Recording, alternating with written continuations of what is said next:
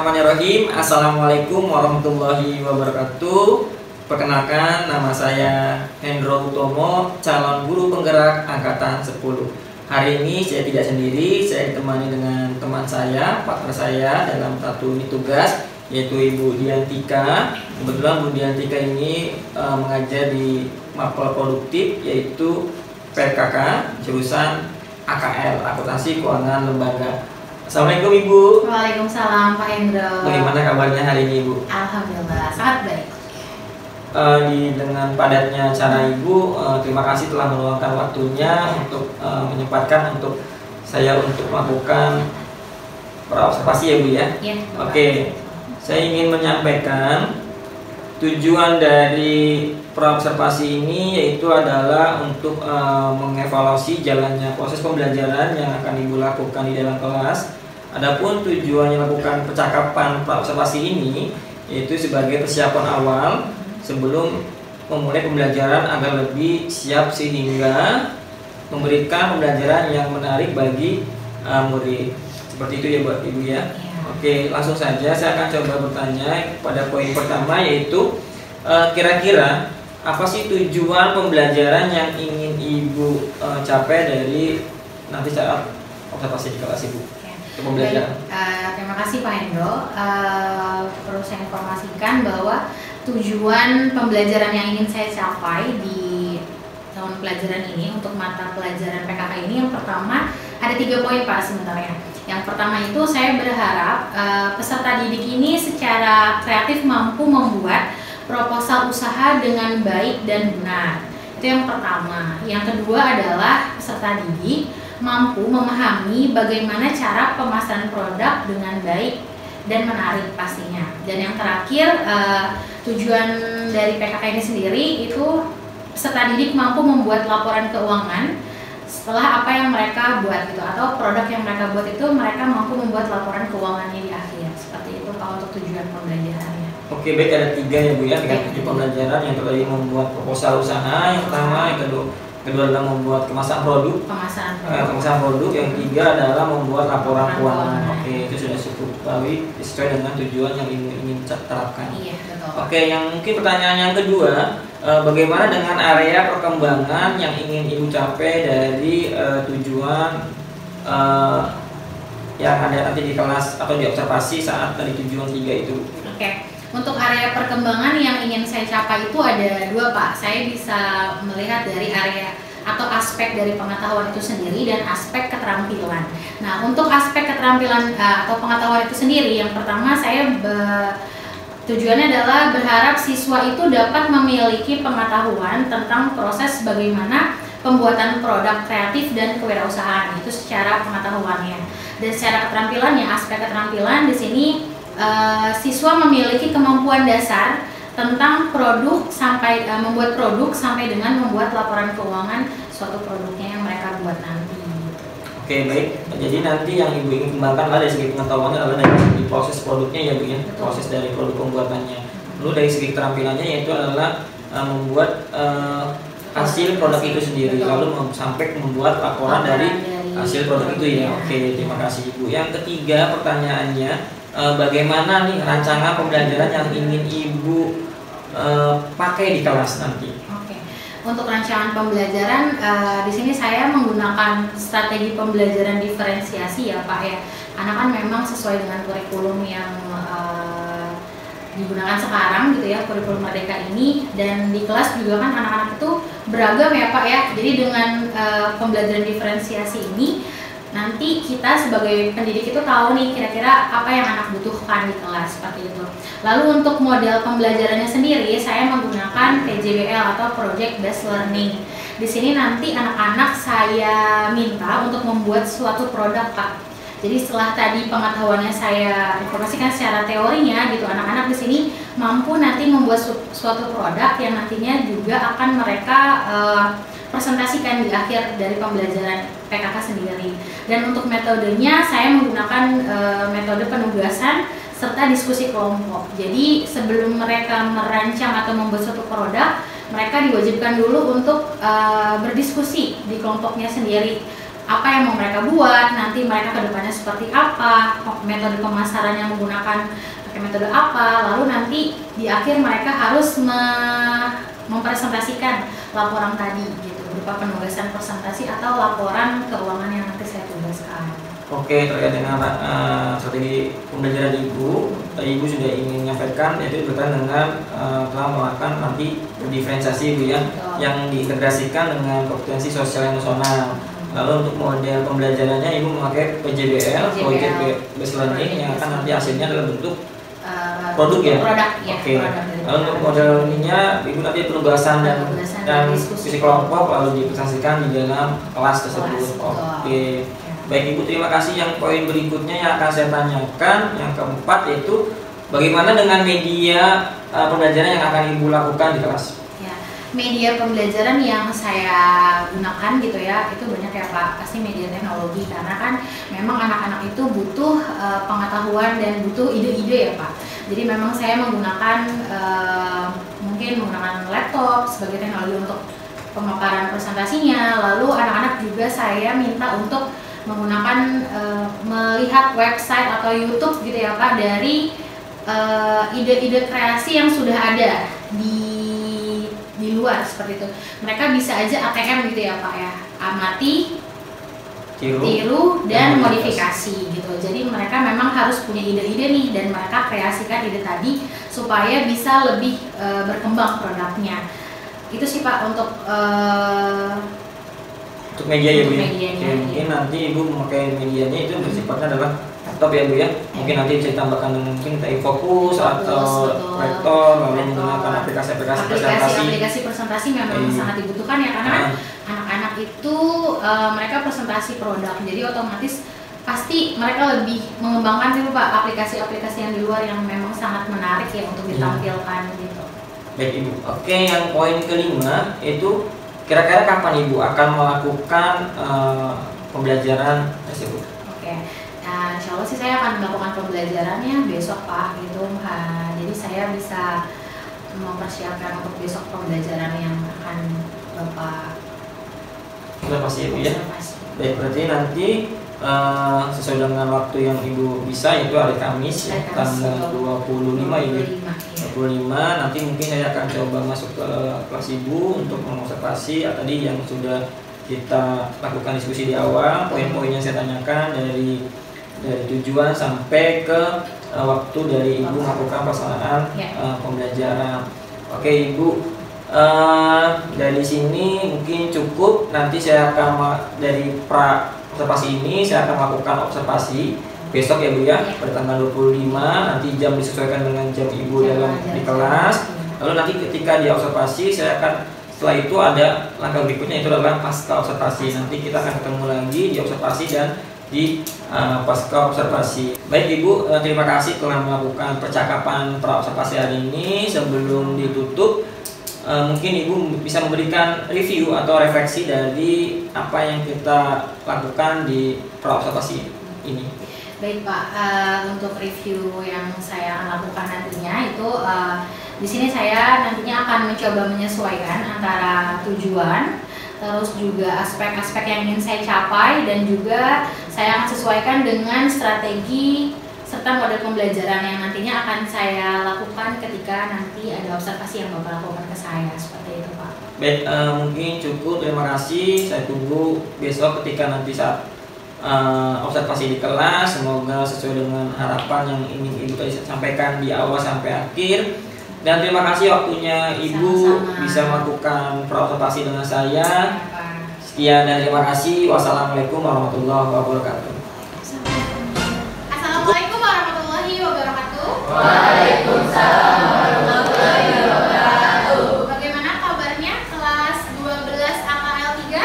Alhamdulillah. Tadi sudah sarapan semuanya? Sudah. Sudah jajan? Sudah. Oke.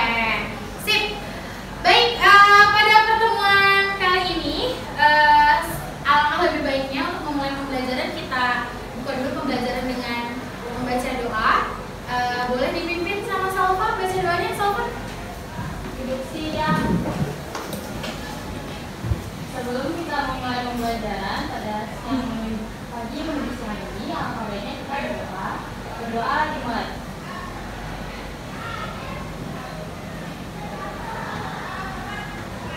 Berdoa selesai. Memberi salam. Assalamualaikum warahmatullahi wabarakatuh. Waalaikumsalam warahmatullahi wabarakatuh. Terima kasih. Untuk kehadiran hari ini, Ibu mau absen terlebih dahulu ya. Adel, Ebi Nurul Almi, Anissa, Hanifa Naila, Hafni Zuhaira, Muzaki, Rosa, Rio Islami Pasha. Oh, Rio ya. Rio sakit ya? Aku sudah izin? Zana Mazaya Fikri. Baik, hadir semua ya yang hari ini tidak hadir, hanya ada Rio Islami Pasha ya. Oke, anak-anak, pada kesempatan pagi hari ini Ibu akan menyampaikan sedikit materi dan kita akan membahas itu semua bareng-bareng di kelas ini tentang materi proposal usaha. Seperti yang Ibu sampaikan pada pertemuan sebelumnya, ada 3 elemen yang akan disampaikan pada semester ini. Ada yang ingat ada elemen apa aja? Proposal usaha, terus ada laporan keuangan, dan ada satu lagi mengenai produknya ya. Nah, pada kesempatan hari ini Ibu akan membahas atau mengulas tentang proposal usaha itu sendiri. Nah, sebelumnya apakah ada yang tahu proposal usaha itu apa?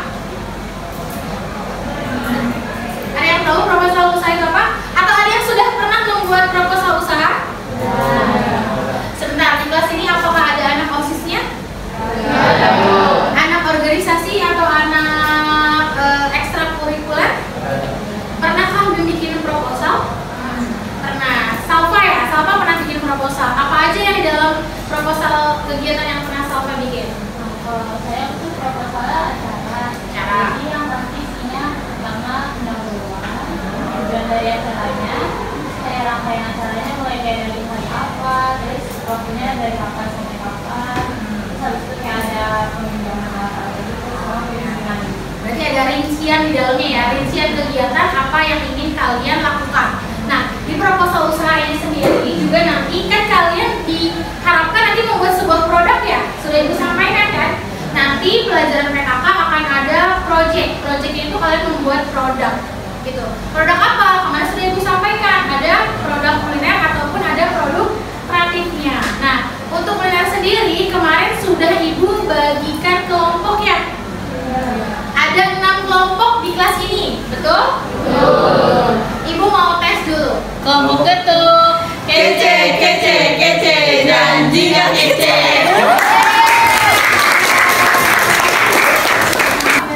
Sebelah uhuy. Ya, oke. 1, 2, Sebelah spontan. Uhuy.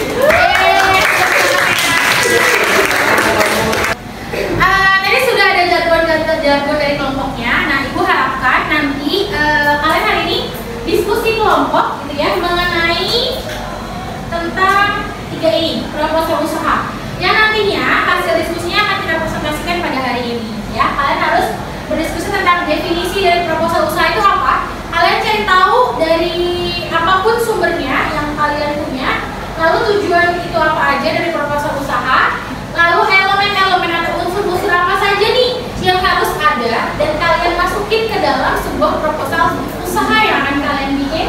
Yang keempat, manfaat dari proposalnya itu apa. Dan yang terakhir, kalian berikan kesimpulan dari hasil diskusi kalian.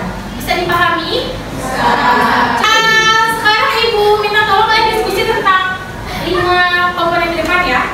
Oke, silakan berdiskusi sama kelompoknya. Nanti Ibu kasih waktu sekitar 20 menit untuk kalian presentasikan. Laptopnya bawa laptop? Ya, nanti dibikin PPT-nya ya. Handphone boleh.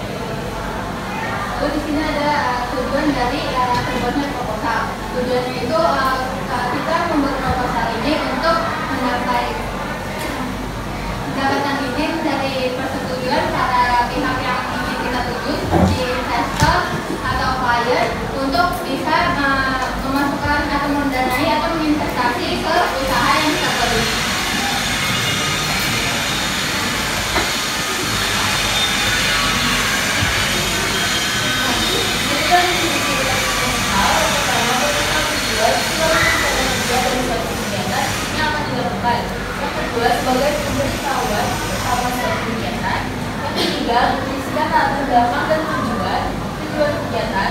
Yang keempat, proposal berupa gambaran pemberitahuan yang sudah dibikin. Yang kelima, secara sistematis. Nah, di sini ada aspek-aspek yang harus dilakukan dalam pembuatan proposal. Yang pertama yaitu berdasarkan susunannya, yang kedua berdasarkan kelengkapannya, yang ketiga berdasarkan kepentingannya, yang keempat berdasarkan kesesuaiannya, yang kelima yaitu berdasarkan kejelasannya.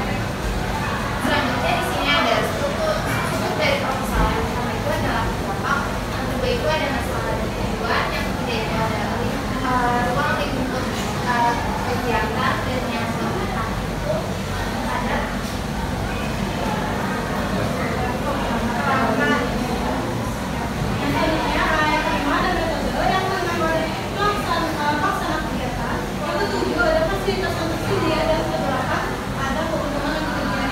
Terus selanjutnya itu ada lama dan waktu itu tempat pelaksanaan, terus yang ke-10 ada anggaran biayanya, yang ke-11 itu ada daftar pustaka, dan yang ke-12 itu ada lampiran-lampirannya.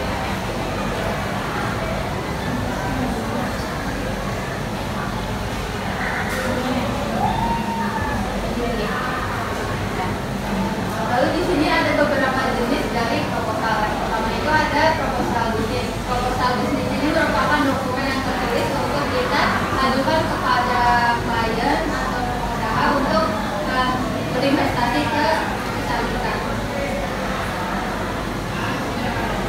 Lalu yang kedua itu ada proposal kegiatan, yang ketiga itu ada proposal penelitian, dan yang keempat itu ada proposal wirausaha. Nah, di sini tuh ada kelompok proposal. Yang pertama menjenis kegiatan yang akan dilaksanakan, yang kedua menyusun kerangka proposal, yang ketiga mengumpulkan data untuk setiap kelompok kegiatan dari pelajaran. Yang keempat mengembangkan proposal kegiatan berdasarkan kerangka dan data yang telah disiapkan. Yang kelima melakukan pengundian terhadap isi dan bahasan. Baik, ada yang mau bertanya atas apa yang sudah dijelaskan oleh teman-temannya? Ini kan Tadi kalian kan menjelaskan fungsi proposal itu. Nah, itu ada kata tender. Itu tender itu apa sih? tender, turunin ke tender.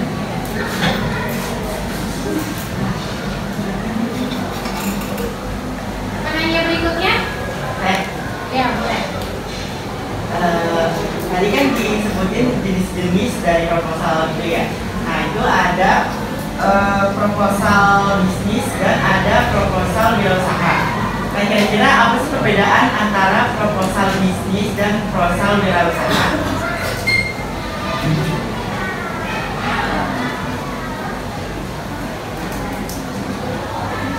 Sama satu lagi, ibu mau tanya, kalian kan membuat proposal bisnis pastinya untuk menarik pendanaan, gitu kan ya, salah satunya. Nah, menurut kelompok kalian, bagaimana sih cara menarik investor agar mereka itu tertarik, walaupun hanya sekedar melihat dari proposal bisnis yang atau proposal usaha yang kalian miliki?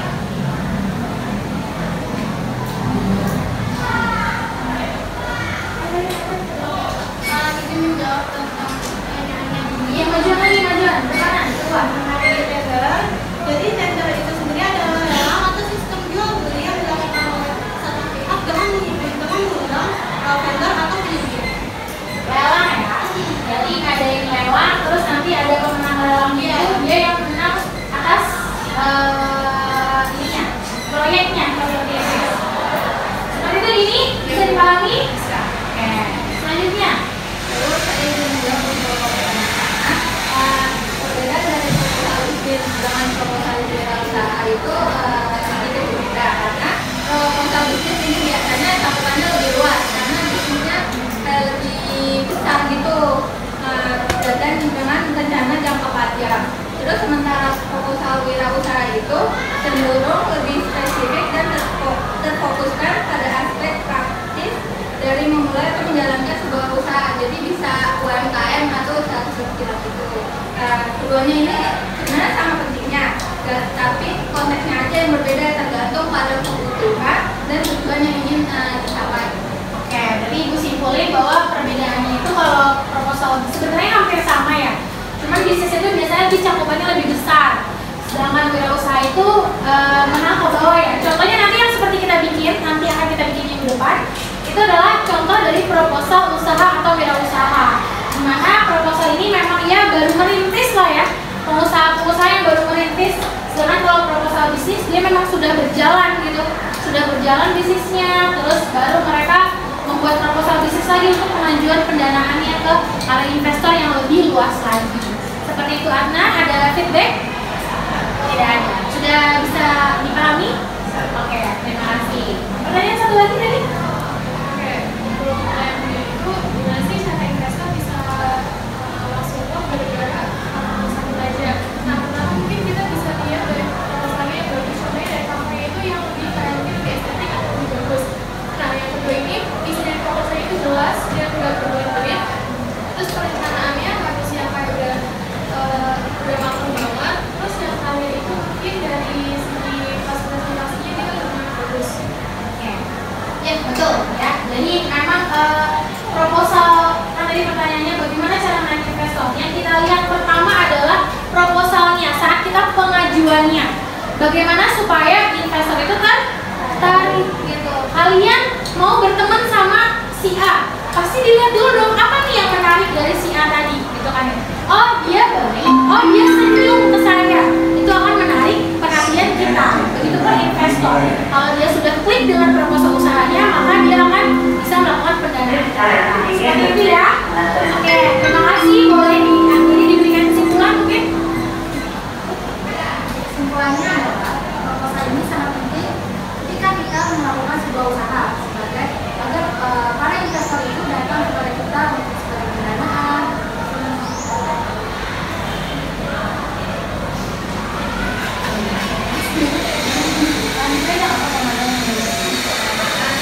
Agar mereka tertarik untuk ngasih suntikan dana agar usaha kita lebih berkembang, tidak hanya status itu aja.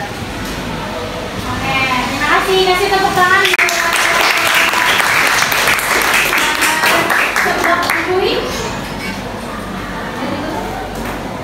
Sekian dari presentasi kami. Semoga kalian mendapatkan manfaat dari presentasi kita. Wassalamualaikum warahmatullahi wabarakatuh.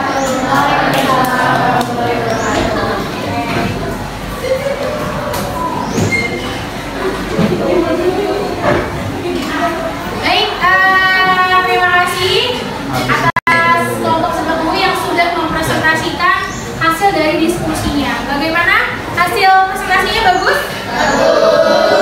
Oke, tadi dapat Ibu simpulkan ya dari beberapa kelompok yang sudah maju tadi bahwa proposal usaha ini sangat penting ya nak untuk kalian menjalankan sebuah usaha, apalagi saat di awal kalian merintis usaha dan membuat suatu produk seperti itu. Jadi tadi sudah kalian pelajari juga apa aja unsur yang di dalamnya. Terus tadi harus ada analisis SWOT-nya ya.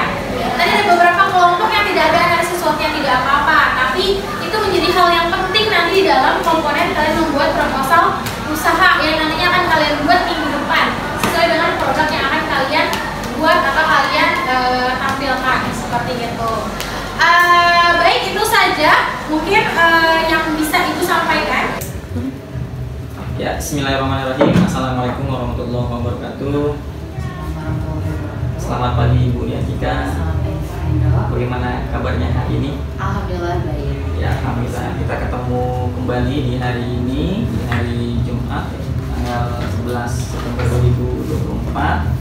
Hari ini sesuai kita jadwalkan agenda kita yaitu adalah melakukan wawancara terkait atau coaching terkait dengan pasca observasi yang sebelumnya yang sudah saya sampaikan. Kita sudah melakukan pra lalu observasi di kelas, dan hari ini sesuai dengan jadwal kita melaksanakan pasca observasi. Bisa siap Bu?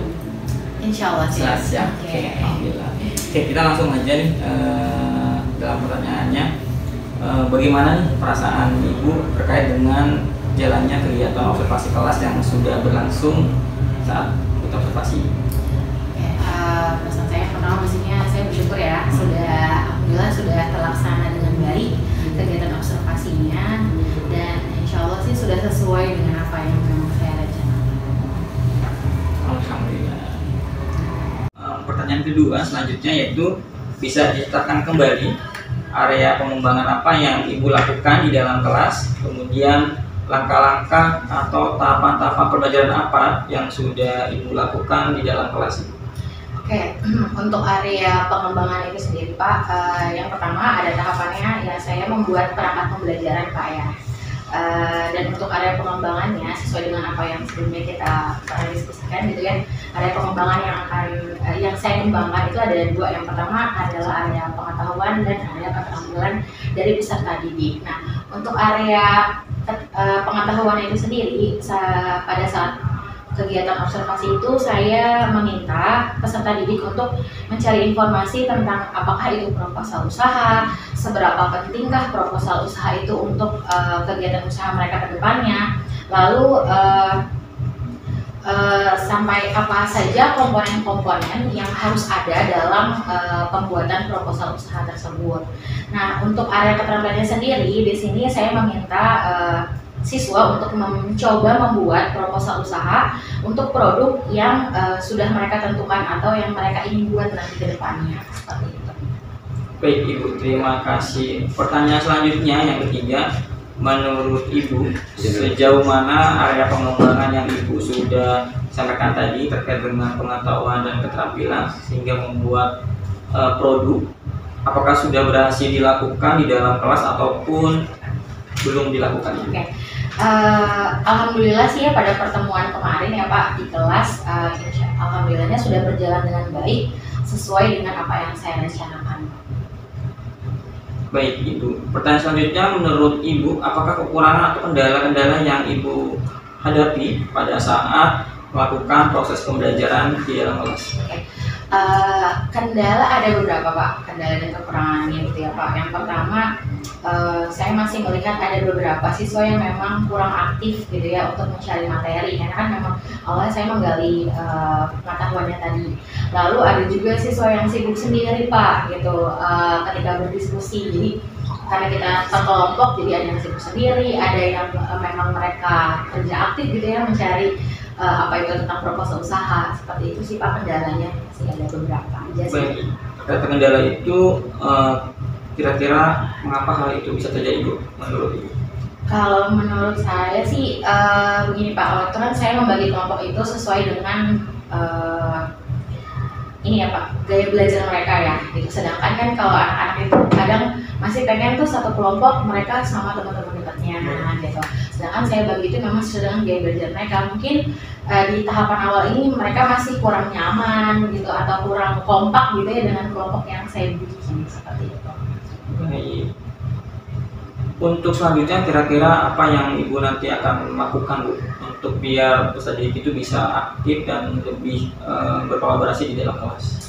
Kedepannya sih insya Allah saya di pertemuan berikutnya ya, insya Allah saya akan mungkin melakukan penilaian lagi ya tentang apakah kelompok ini memang cocok atau pas gitu untuk diajak kerjasama dalam kelompok gitu. Tapi kalau misalnya nanti memang harus ada perubahan kelompok atau ada pembaharuan kelompok lagi, saya akan lakukan dalam proses rencana ke depannya.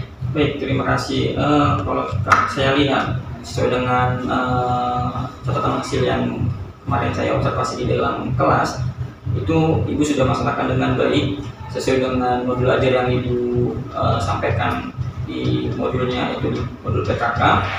Memang ada beberapa kekurangan yang tadi ya, karena memang feedback dari mungkin ada beberapa peserta didik yang mungkin gaya belajarnya masih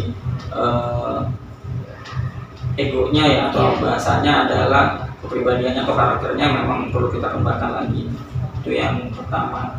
Yang kedua, area yang Ibu sudah kembangkan yaitu pengetahuan sudah disampaikan. Itu terlihat dari awal pertama Ibu menyampaikan itu materi ya, yaitu tujuan pembelajaran, lalu materinya, lalu sampai ke asesmen. Lalu dari segi keterampilan pun juga Ibu sudah tadi menyebutkan itu berkaitan dengan ingin awalnya mencari informasi di dalam suatu Google ya, atau mesin pencari informasi, lalu ketika sudah itu dipaparkan di dalam kelas, lalu nanti dijadikan satu laporan ya Bu. Itu laporan, nanti di laporan tersebutlah ke tahap berikutnya, itu adalah pembuatan produk. Nah, pembuatan produk itu yang Ibu sudah lakukan. Mungkin kemarin apakah sudah produk itu sudah ada rancangannya atau memang sudah dilakukan di dalam kelas seperti itu? Kalau yang kemarin itu kan kita baru merancang aja Pak, gitu, karena memang masih awal ya, tahap awal. Cuman kalau untuk yang mulai minggu-minggu ini mereka sudah mulai membuat produk itu sih dari proposal usaha yang mereka sudah bikin.